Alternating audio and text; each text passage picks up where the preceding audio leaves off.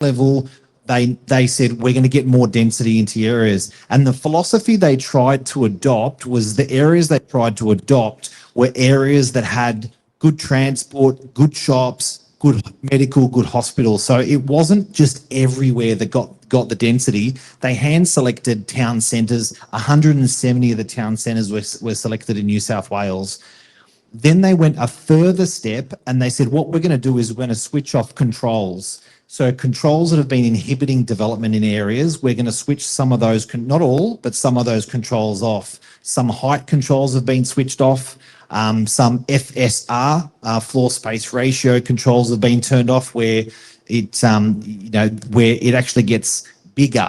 Even this, what we've got on the bottom of the screen is pretty cool there because you can see a lot of people are just dealing with what's at the bottom, just a little house. And some of the density that's been approved within 400 metres of town centres is 6 stories. It's not open slather, but we'll get to that in a second.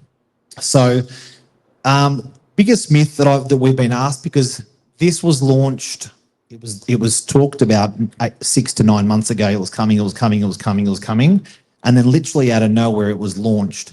A week later, it was gazetted. So that means you can actually put a development application against it for review. And that was from the 28th of February. So people now who wish to get higher density can make an application from the 28th of February. I'm a bit nervous because Ellie, our town planner, our urban planner expert here, is going to be picking apart everything I'm going to say, but he can correct me later. So not even the agents have got our heads around it. And I think even the planners are starting to get their heads around it really well. But, even people in the community, they're asking.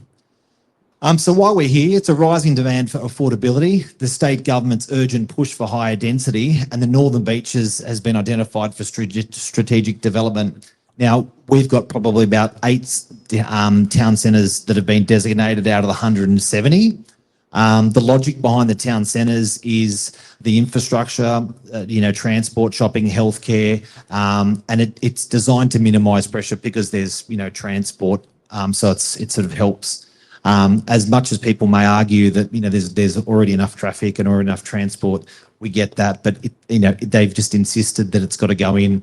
And I think the driver is also affordability. There's a really, really big gap in our area, between 1.2 to 2 million, where you get a young couple buying a 2-bedroom unit and they actually cannot make that jump to the house. It's just too big a jump with your mortgage and with costs. So they've tried to fill in that gap in our area, that 1.2 to 2 million. So if you're developing stock that's much higher in value, that's not the aim, but it will happen. Council's delay has led to this intervention. So you've pretty much got your homes, which in the area have been identified, low rise, and this is where it starts. People start to struggle to get their head around it. Dual occupancy too. They can be attached. Terraces, much like a townhouse as we know it. Manor housing, where you've got apartments, more than 3 apartments in a building, 3-storey unit blocks and 4 to 6-storey unit blocks. You may gasp at the 4 to 6 unit blocks and think that'll never happen. Within 400 metres of a lot of these town centres, if you're in R3 zoning, that's what they're allowing, providing, you meet all the controls. And we'll go through that briefly.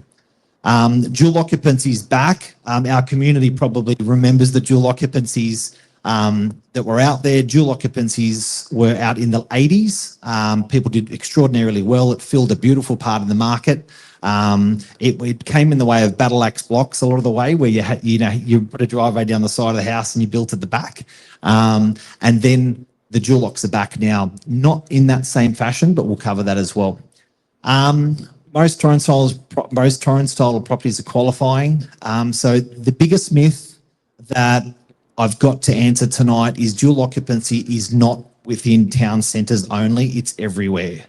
So there's 110,000 properties on the Northern Beaches. On Torrens title, of which there's probably about 60,000. They're all going to be eligible, providing they meet the size requirements and a few other things. But dual occupancy is back. And it even came out before this policy came out, but it's been a slow uptake. We've got a heat map So in the documentation that you've got there, there's a heat map, the red zones and the orange zones. And the reason we've zoned it like that is they're 400 metre parameters from a town centre and they're 800 metre parameters from the town centre. And that's the heat map where the concentration of higher density is allowed. So it's a really nice conversation to have to someone when they tell you they're an R2 or R3 within that zone. They feel good, but then they don't know what to feel after that. They're like, okay, where do we go from here? So hopefully we're going to fill those gaps in. Shop top housing, terraces, townhouses. Believe it or not, commercial is not included in this, which is weird because they've taken from the town centre outwards. So they've left what's happening in the town centre out of a lot of this policy. So we've got areas like these guys here, these guys here, or the service station, they don't benefit from what we're talking about tonight.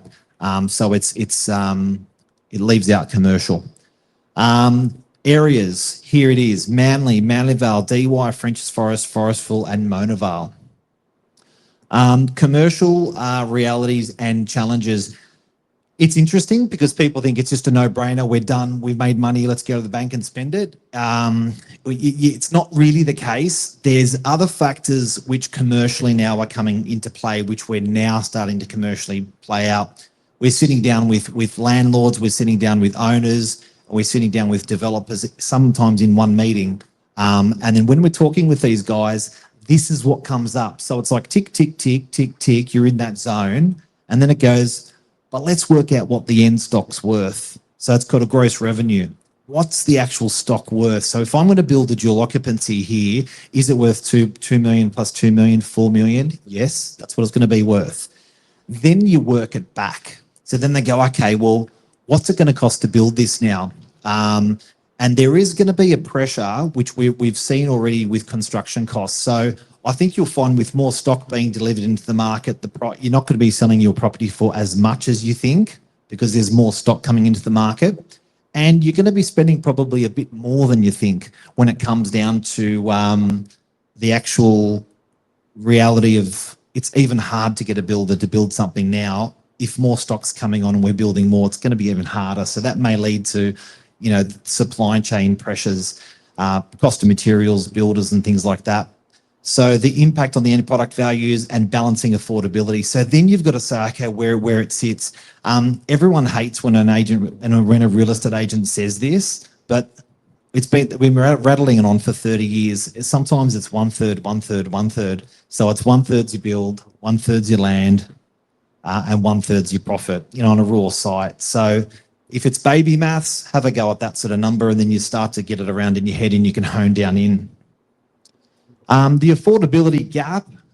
So that's what I was referring to. Your unit values in DY as an example of an everyday suburb on the Northern Beaches. A brand new unit at 1213. I wanted to talk about brand new because you're developing a brand new stock in the end. So that's what you're competing up against. Entry level house prices, second-hand homes, $2 million, and then the critical need for stock in between. The road ahead, more stock, greater affordability. That is the aim, more affordability for our kids. So today, another conversation with a client, our poor kids. There's any Italians in the room? All their 18-year-old kids bought a house 20 years ago, 30 years ago, when they were 18.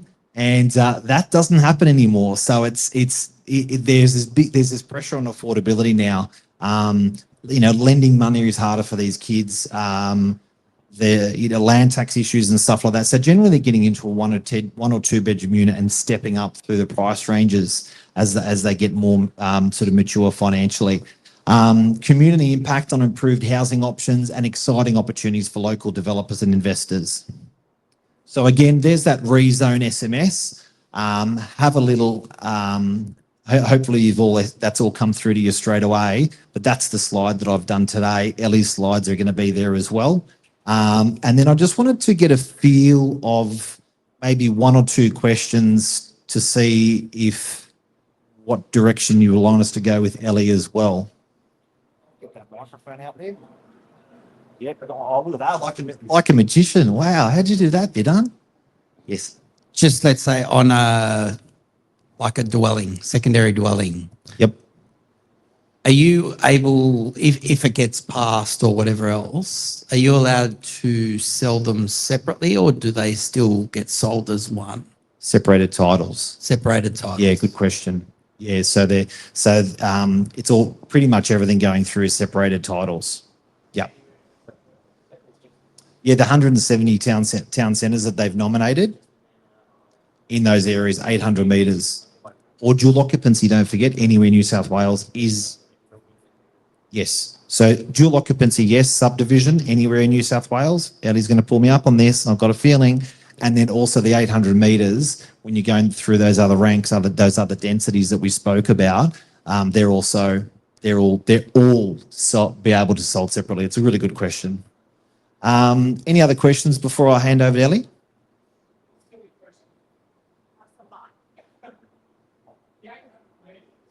The 800 metres? Yep. I live on. Yes. How does that affect the houses that are in the zone who are out? Yeah, that's I guess a lot of people are worried about if you're the blue example, what about if I'm next door? They're worried about that. So there is obviously that pressure. And also the 800 metres there's a heat map on that SMS that I've sent you. You can type your address in and it actually will show you exactly whether you are in or out. That map is only indicative. You can still be within 5 houses and not be on that heat map. So they couldn't quite apply the perfect graph for the whole country, so for the whole state, but they've given a guide. And then if you meet those principles of the 800 metres, you may actually measure the 800 metres physically and you're in, and that may qualify. Do you know what I mean? But Ellie will speak a little bit about that because it's not as the crow flies 800 metres. It's got to be, I believe, walkable and comfortable access to that town centre. Another question? Have I answered? Give me another go. So it's a dividing line. It's not halfway through a house. No. Yeah, I think there's. Yeah, so if it's halfway through a house, like it's chopped your house in half, the council's Ellie's probably better qualified to answer this one, to be honest, but I'll have a go. It's council's just tried to give a guide with that heat map. It's not by any means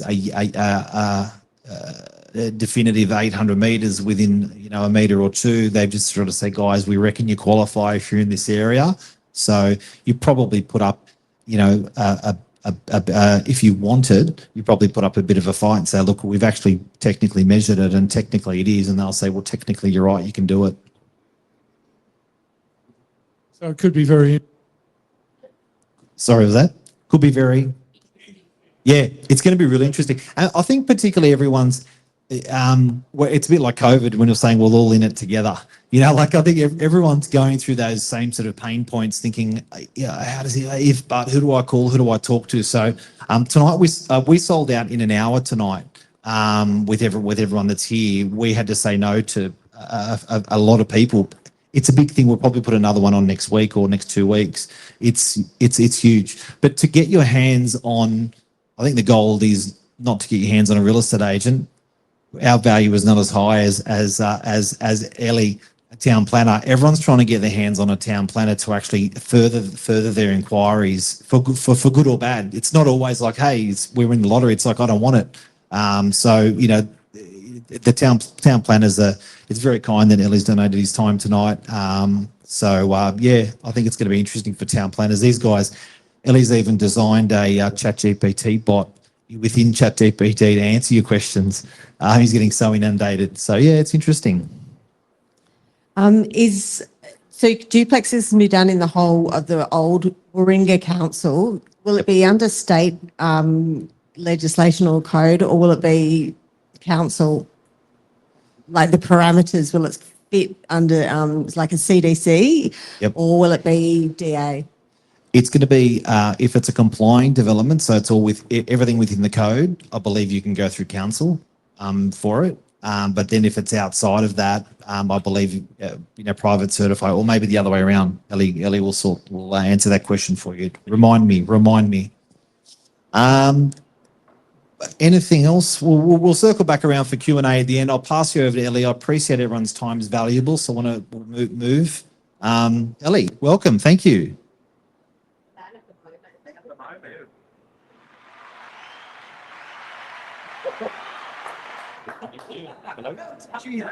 The crowd clapped. Is that someone's phone? Hello. There we go.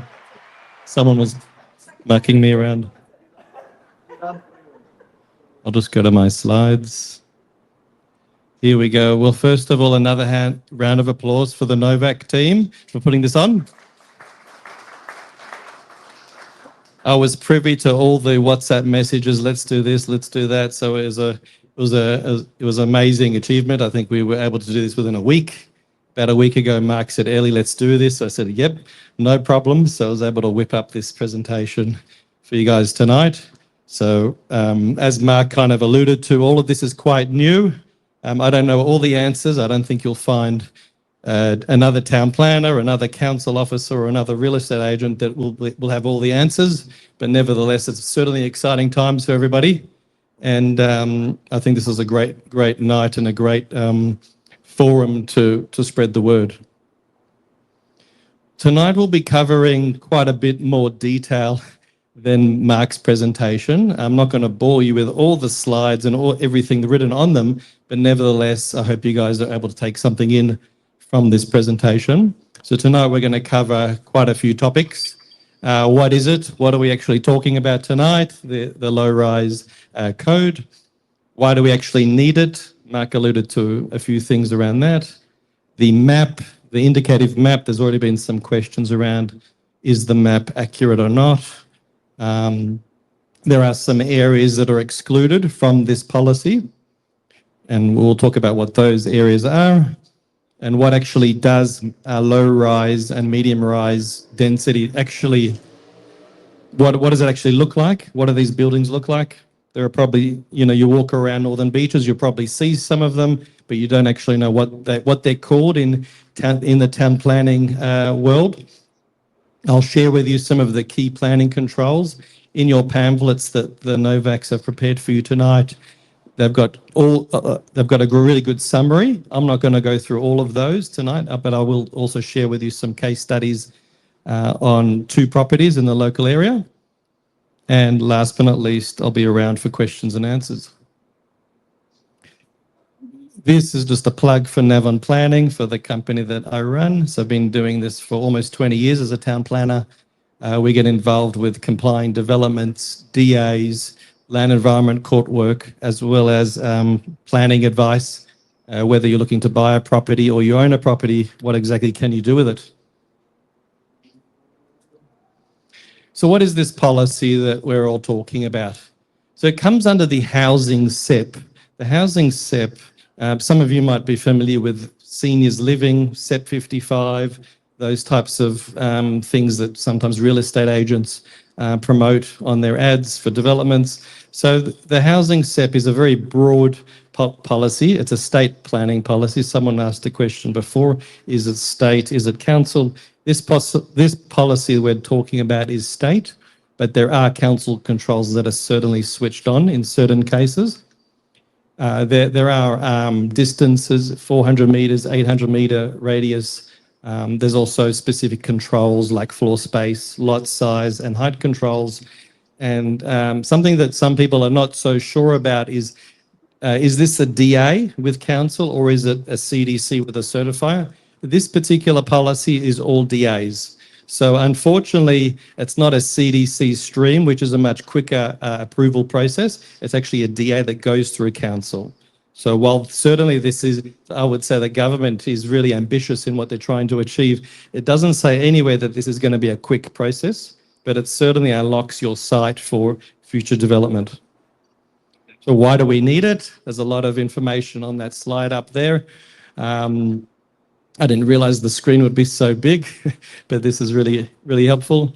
I guess probably looking at the last point in that slide, it really comes down to the missing middle. In other words, there's a lot of houses and things like that around, the granny flats, and then you go up to the top, which are like blocks of apartments, which are 6 or more stories high. This captures everything in the middle.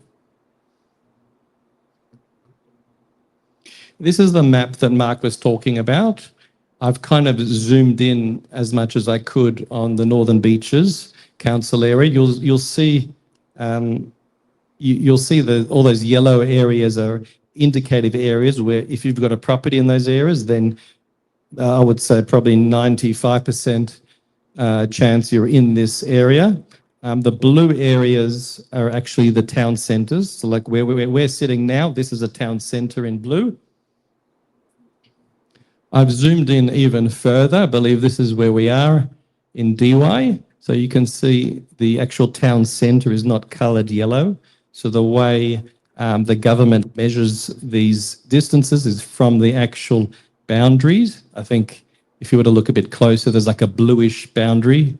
So everything else further is included, but the actual commercial buildings, like where we are now, those are excluded from this policy. So how do we measure the distance? This has come up tonight already. I've had quite a few conversations with people in the last week or two around how do you measure it? It's actually walking distance. So we all use Google Maps, I would presume, or Apple Maps. There's different settings. You can click drive. You're going to drive to this place.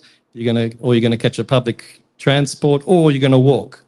So probably the most simplest method to do it is to use the Google Maps app and the walking mode, because that actually is how you define where this area, whether your property is in or out. And I've put on that last point there, the map can't be relied on. It's all up to you. So you've got to be the one that determines where if your property is in or out. It's not really council.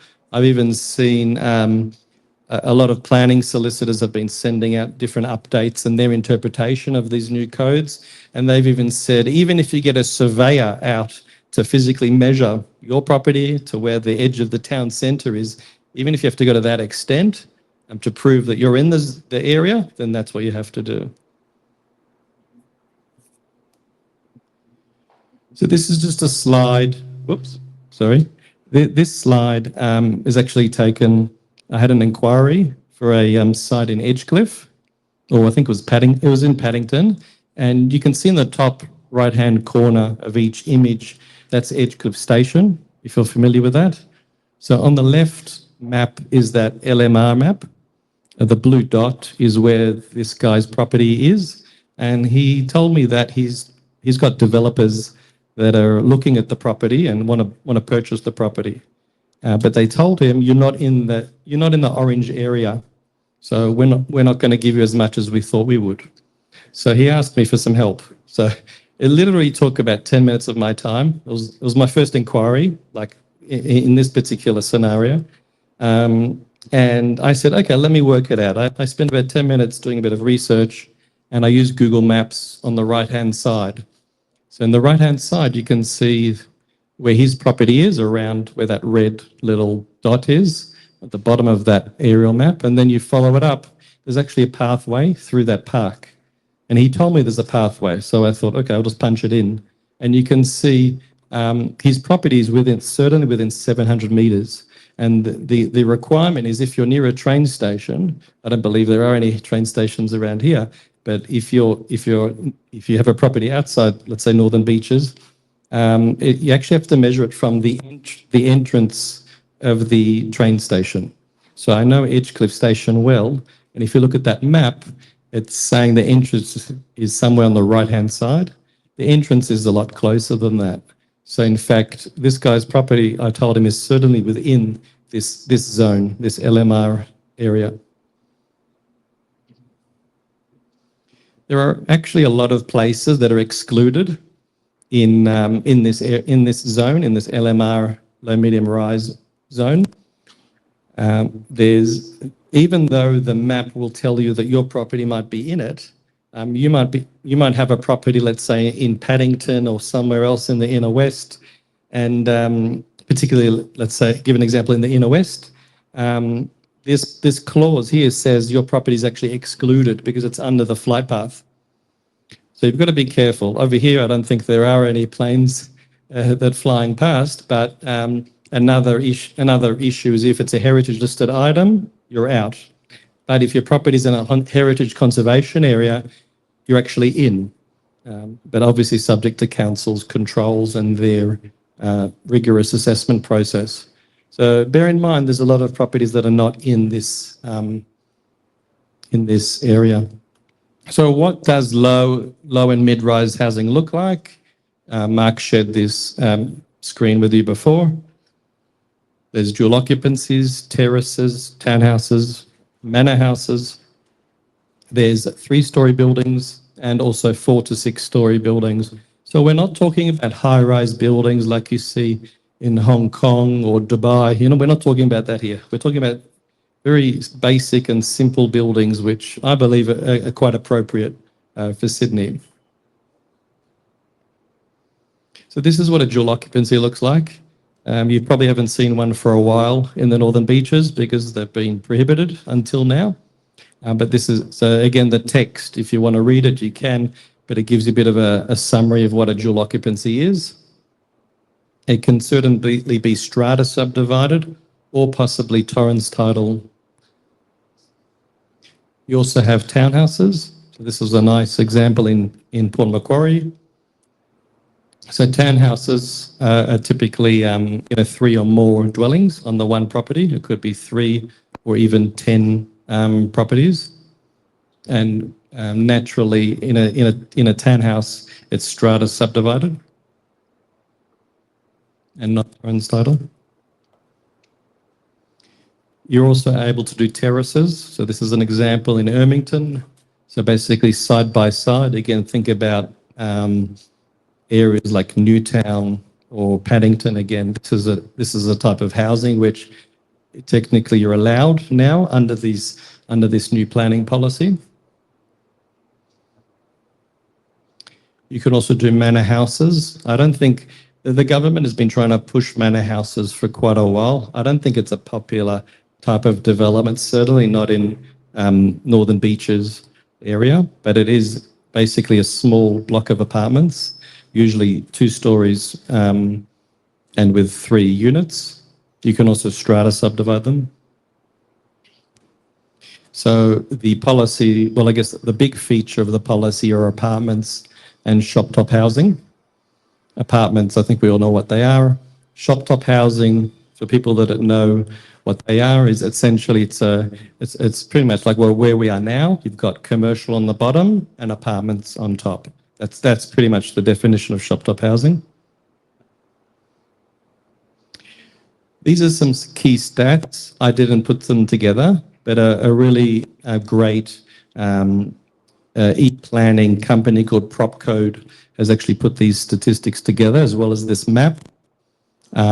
Basically, you'll see there, while the policy technically applies, but they worked it out. There's about 220,000 properties it applies to, but only around 39% of these properties could be redeveloped.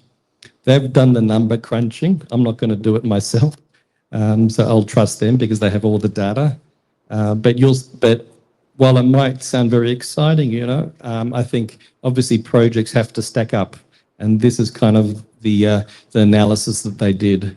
They did say too in these stats, 18% will not redevelop due to things like being under the flight path, heritage, listed properties, etc., or flood affected properties.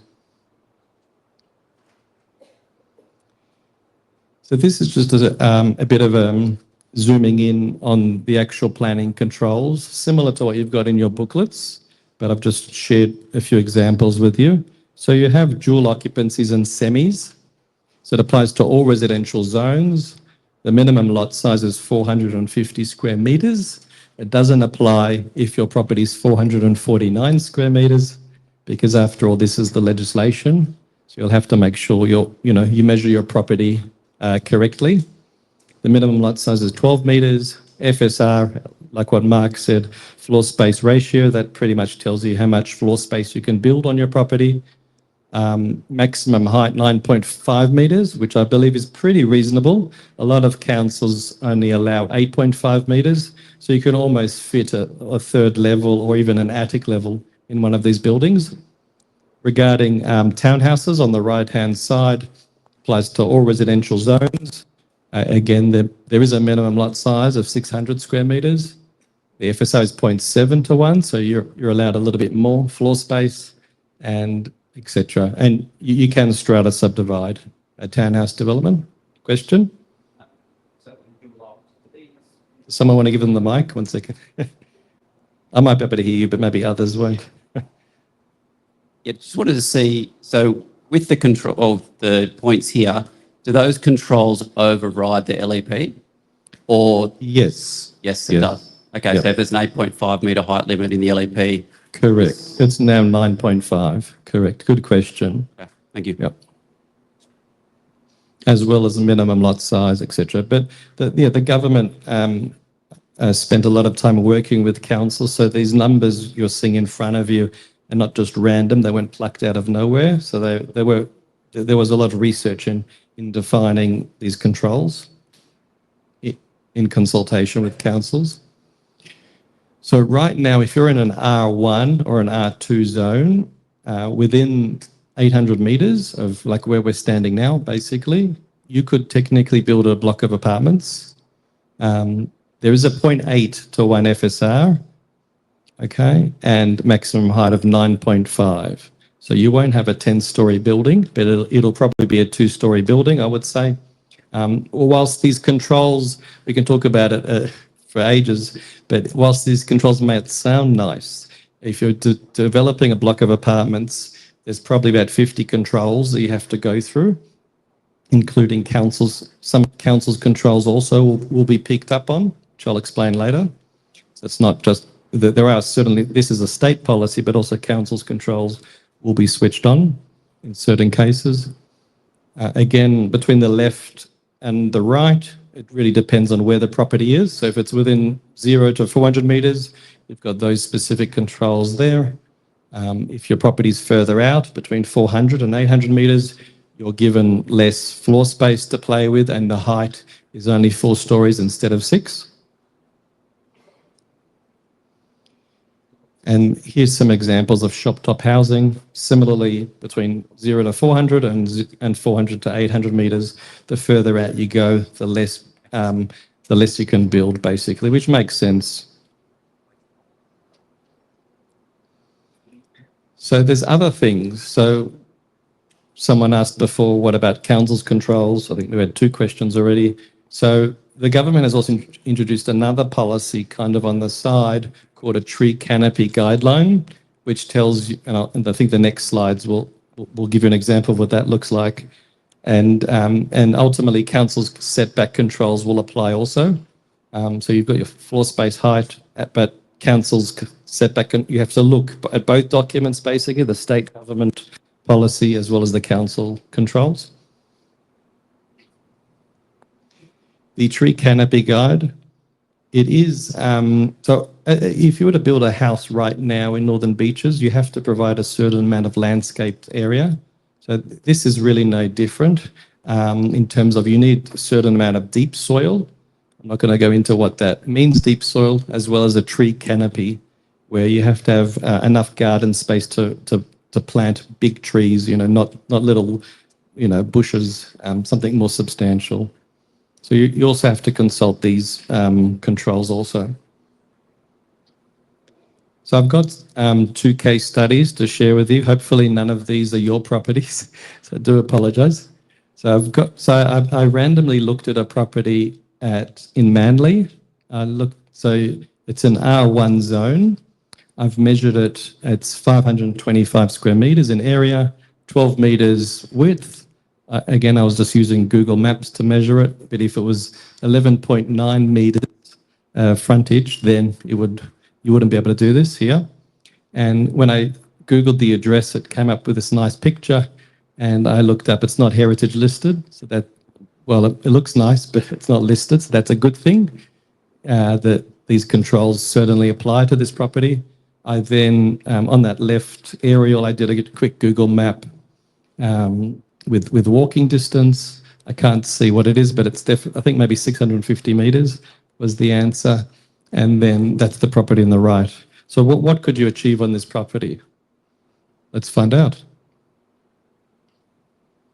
So you could build a dual occupancy. All of this is obviously subject to council approval. That I think is probably the real estate agent's best phrase ever, as well as it's up to me to get the approval, so no pressure.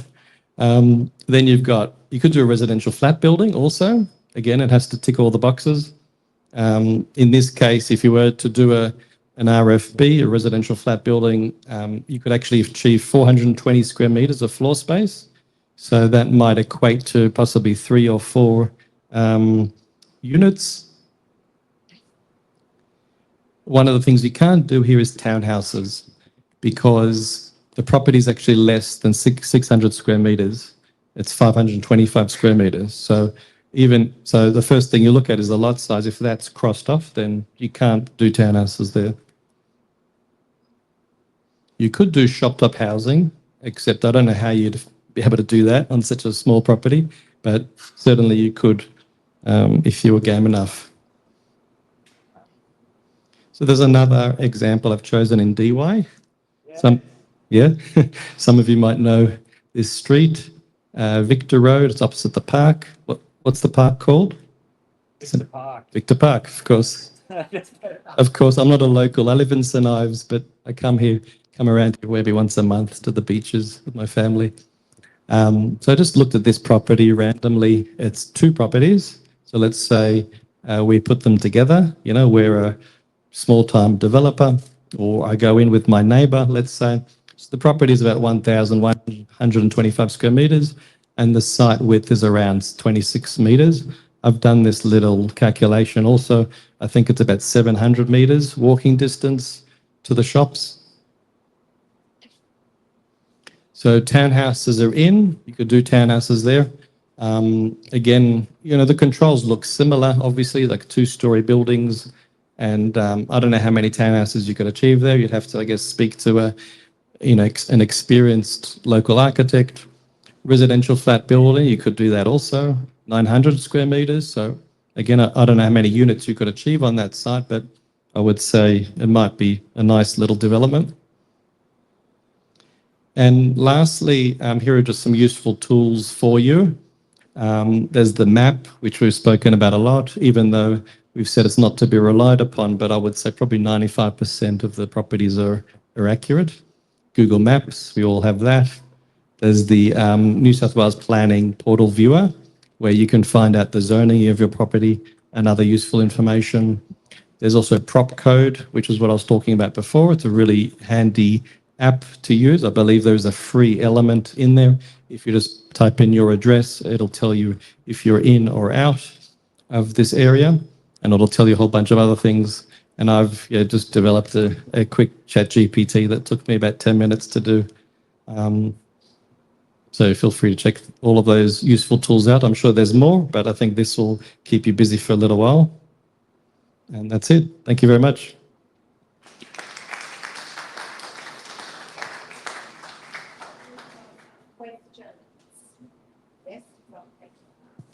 All right, let me try this one. Questions, guys?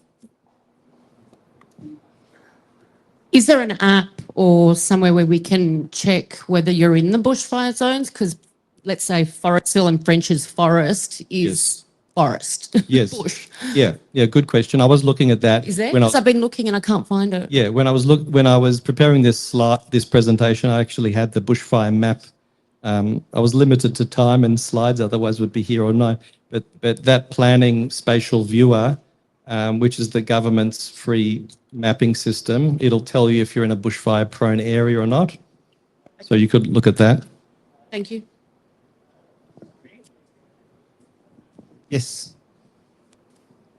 Just mention who the question is. For heritage listed properties, local or state level heritage?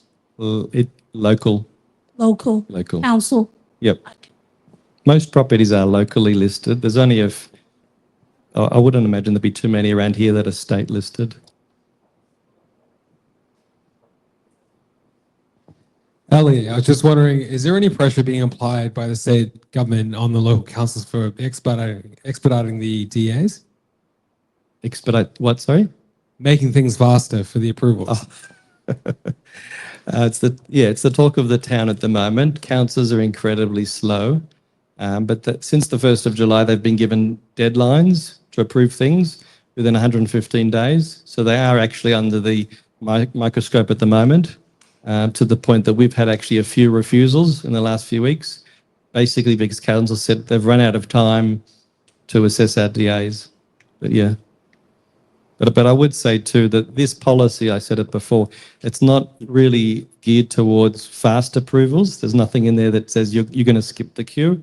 Really, you're going to go in at the bottom of the queue with everybody else. You used to be able to pay money, Ellie.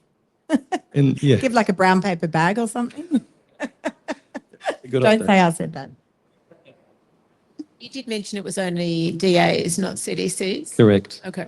Yeah, there is an ability to do CDCs also under the housing code, but a different part of the housing code. So you can do dual occupancies. It again depends on the circumstances. With this LMR in mind, will they change the parameters of the CDC? I wonder. No, they're totally separate policies.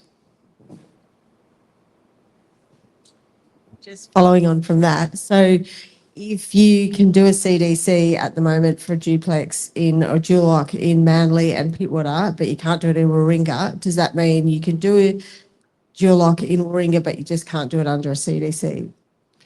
A good question. I would say so, yeah. This policy is just DAs. Like since 1st of July, like a lot of people don't know, actually dual occupancies were switched on everywhere. Even where I live in Ku-ring-gai Council, it was switched on, but you can't actually lodge a DA because there were no controls to lodge a DA for a dual occupancy.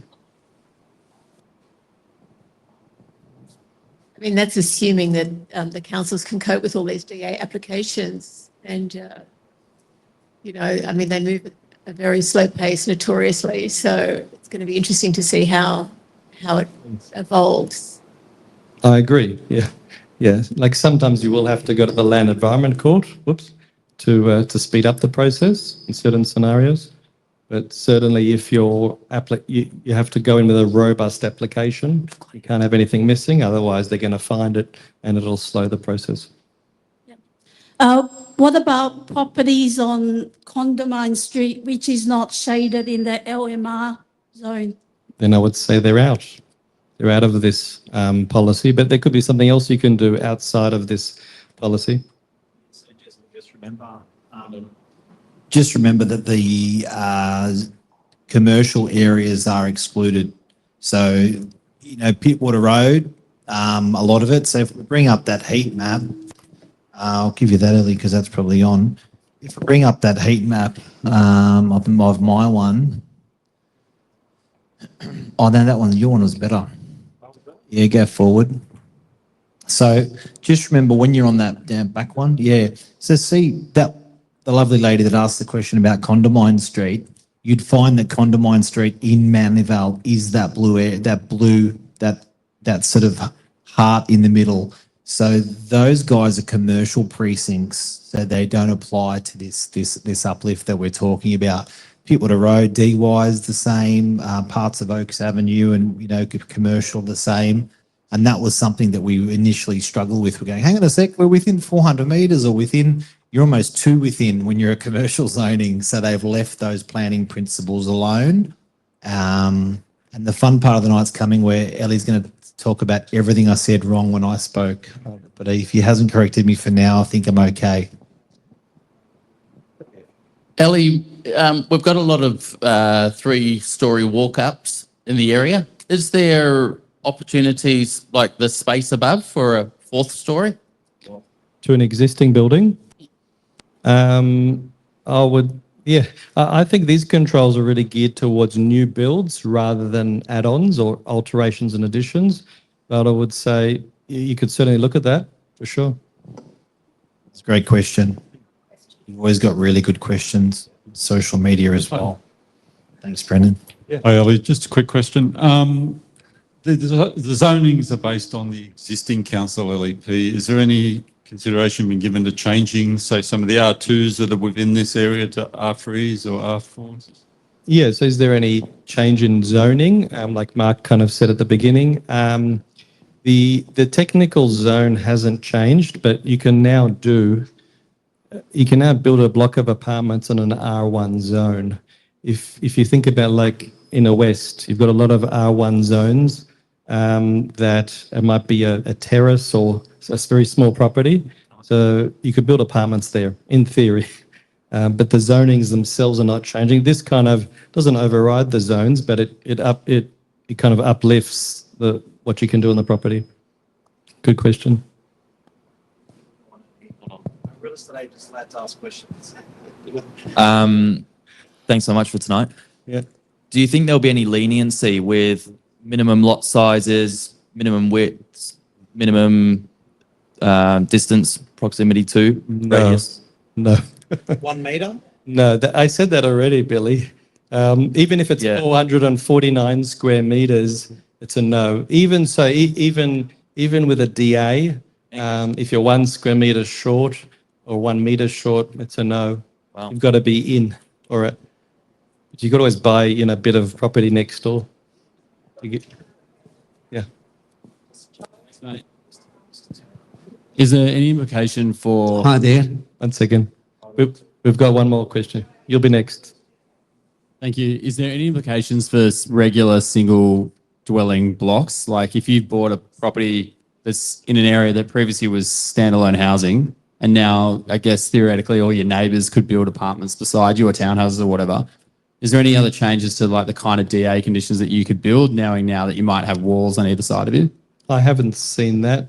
Certainly, I would say this policy has probably considered those properties, the outlier properties, but it's kind of the same here. We're sitting in a town centre and there will be properties, maybe not next door, but a few blocks down or buildings down that might be a house. So you'll have that everywhere where, that there is this conflicting interest of property types, like things like shadowing and all of that, that would be very tricky for council to approve something like a 6-story building right next to a single-story building.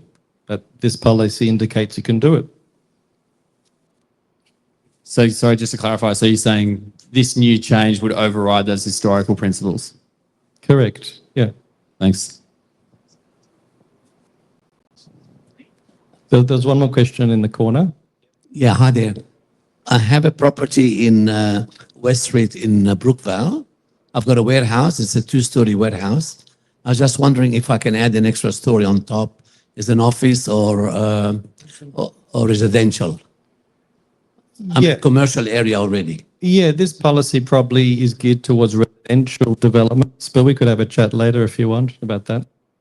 Good, thank you. Just 2 questions here. Albert from DY.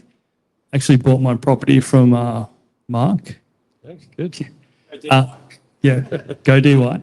Now, my 2 questions are, can I do a dual occupancy if I have a detached studio already?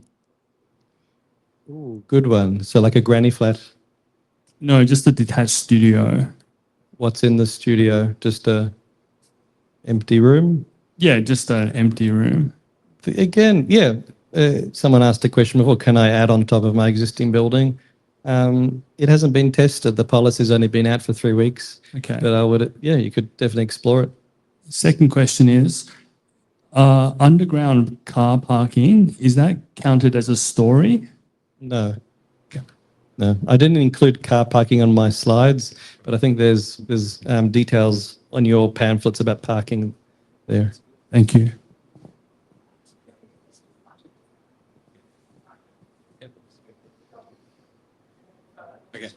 Hello, I'm also part of the Mark Novak fan club, bought in DY a few years ago, and very glad I did. Mark's best guy. If anyone's selling, go to him. Anyway, is there a way to tactically stretch the FSR to the maximum, not waste space of corridors and circulation areas? And to his point, I'm assuming basement car parks doesn't count towards the FSR? Correct. Yep. Balconies, yeah, no. Balconies are excluded from floor space ratio also. But to kind of maximize your development, speak to a good local architect, and I can definitely suggest some if you need one. I did a really good example with the balcony, and I don't know if you can still do this, but I enclosed it. So they said if it was 1.4 high as the wall and it had a roof, it was a balcony, not a room. But then after it was approved, I glassed in the balcony. Yeah, there's stuff out there. There's, and I think that stuff is when you really sweat the concept and you really sweat the asset, you look for these opportunities, and you see stuff like this. It meant a lot to what we were doing because it was effectively used as a third bedroom and it was a little place. So there's little fun stuff that I see clients do out there. Yeah, with great planners. So just quickly, there's Shackle Avenue's a unit block, basically, street of units. And I see from up there that the properties that are backing onto there, if they're classified as an R2 and they've got units behind them, let's say, would they be allowed to merge 2 blocks together and build units on that? Clever. Now you're talking. Yeah, so the way you measure it is from the front of the property. So the front boundary, not from the door of your house, it's from the front boundary to the edge of the town centre. So perhaps, yeah, they might, if you're, yeah, it's good to think outside the box. Well, it falls in the actual 800 metres. Yeah, so you could, in theory, consolidate the properties. So converting 2 into 1 property, stage 1. But would you be able, if there are 2, would you be able to go? And then, again, maybe we could test this. I don't know if you want to. And then you put in a DA for a block of apartments, and then you'll say the front boundary is less than 800 metres, and it includes the whole property. So there you go.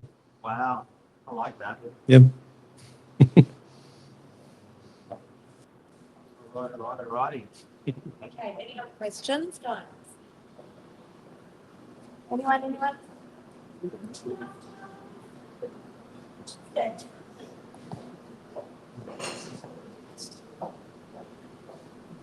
Thank you. Ellie, just a quick question. So if I've got a property that does meet the requirements for, say, a duplex, what would be the next steps I would take as an individual landholder or homeowner to move it towards that and then towards obviously getting a duplex? So what's the next step I would take? And then number 2 will be for Mark Novak. I kind of know the answer, but I'm going to let you answer it.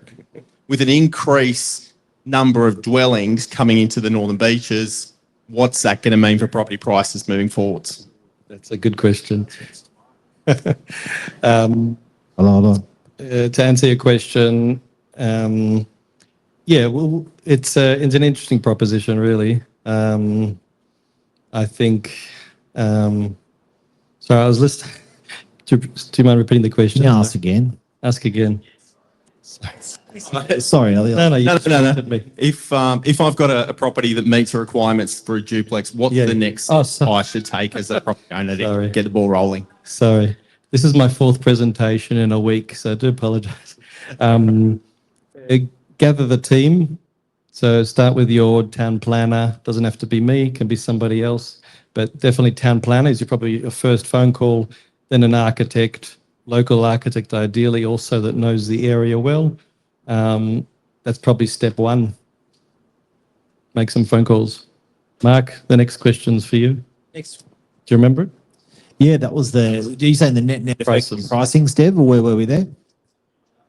The future?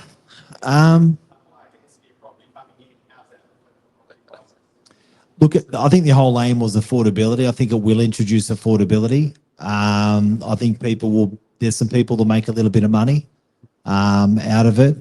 It could disrupt some neighbourhoods, but that was the whole idea of why this was introduced, because it didn't work the last 5 or 10, 15 years, not disrupting neighbourhoods. So I think councils like, thank God we don't have to make these decisions. Thank God we're being forced to be the bad guys to put this stuff through and get it approved.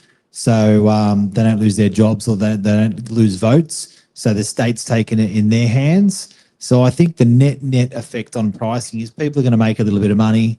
I think builders are going to make a bit of money. We've got a really rich builder in the room that's here. He's smiling with from here to here. It's already rich. And no, just joking. I think there'll be a pressure on building. I think there'll be a pressure, and then with the net effect of properties coming on, I think it's going to bring some a really necessary affordable price range to our area, which was the end game. So I think they're going to achieve what they want to achieve. And I think a lot of our properties actually sit outside of this price range. I think you guys would be really surprised to understand what a small market this is to affect you and your home. What I mean by that is, I think you can feel really comfortable if you're in a $2 million property that your price is not going to be eroded. And I think you can feel really comfortable if you're under 1.2 that your pricing is going to be eroded. And I think you can feel really comfortable that our community is getting a good chunk of affordable properties in between that 1.2 to 1.8 for young families to move into next, or downsizers to move into. So I think it's the net effect is clever. And I think there's the communities, don't forget, a lot of us are locals working in business for business in the area. It's good for more bums on seats, better it stimulates business and commerce and stuff like that, and jobs. So, builders, I think it's for a community. I think you've got to do something like this in order to thrive, because we know, and it's proven, that when you stagnate and do nothing, the communities die, and people leave those communities, country communities. So it's critical for the lifeblood of our community, and net effect with price, I think it's going to be great. But not as easy as we think, but it's going to be great. Any other questions, guys? We made it right on time. I'm just looking forward to, we're going to have 4 people going for Ellie's thigh and below when they're crash tackling. We're going to have 4 people on the upper body, just to make sure when he falls, he doesn't fall over. But he's here. He's hopefully going to hang around a little bit. Thank you so much for your time. And don't forget, you've got the phone numbers there that is there with all that data. We're here all the time. We're not going anywhere, so feel free to call us tomorrow, next couple of days, talk to us tonight. Thank you so much. When we do go to this effort, the best reward is attendance. And thank you so much for coming and being here and listening, and hopefully you can go forth to friends and family, a little bit more. But, putting it on is a big thing, and we were just chuffed when we thought, that's what people wanted. When it booked out quickly, we're like, that's awesome. That's what people wanted. We did the right thing, go. So we really appreciate your attendance tonight. Thank you, everyone.